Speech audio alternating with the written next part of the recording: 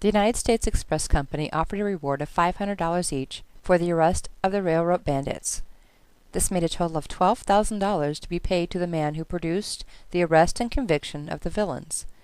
A total of $5,000 was put up by the railroad company, $3,500 by the state, and $3,500 by the express company. From 1874 to 1876, the outlaws were suspected of several stagecoach, train, and bank robberies throughout Missouri and Kansas, possibly even Louisiana and Arkansas. On August 30th, 1874, 3 of the gang members held up a stagecoach across the Missouri River from Lexington, Missouri. A passenger identified the 2 robbers as Frank and Jesse James. The gang next robbed a train on the Kansas City Pacific Railroad on December 8, 1874.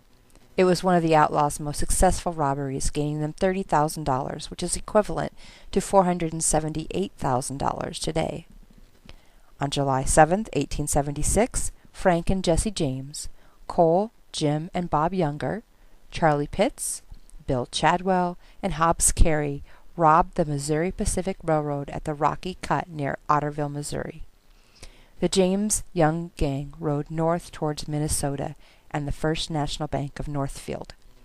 Rumor had it that the son of the owner of the Ames Mill in Northfield had just deposited $50,000 in the Northfield Bank, which made it an enticing target for the gang. In their journey north, the James Young members stayed at the L. Doone Farm near Emmitsburg, where they traded horses, then continued to a safe house somewhere in Emmett County.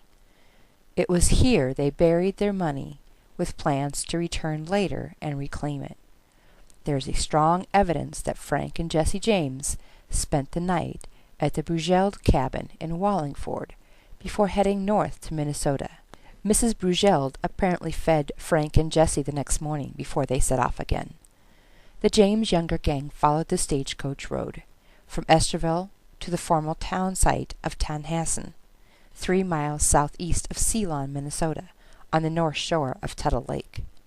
This is where Frank and Jesse stayed in the upstairs motel. From here they rode to Garden City and then on to Mankato. In early September 1876, Frank and Jesse James, along with Cole, Jim, and Bob Younger, and Charlie Pitts, Clell Miller, and Bill Chadwell, divided into 2 groups. One stayed in Mankato while the other rode to Red Wing, on either side of Northfield. They purchased expensive horses and scouted the terrain around the towns. They agreed to meet south of Northfield along the Cannon River near Dundas on the morning of September 7, 1876. At 2 p.m. on September 7th, the gang attempted the famous Northfield Bank robbery, which ended in failure when several gang members were either killed or captured, and when Frank was severely wounded.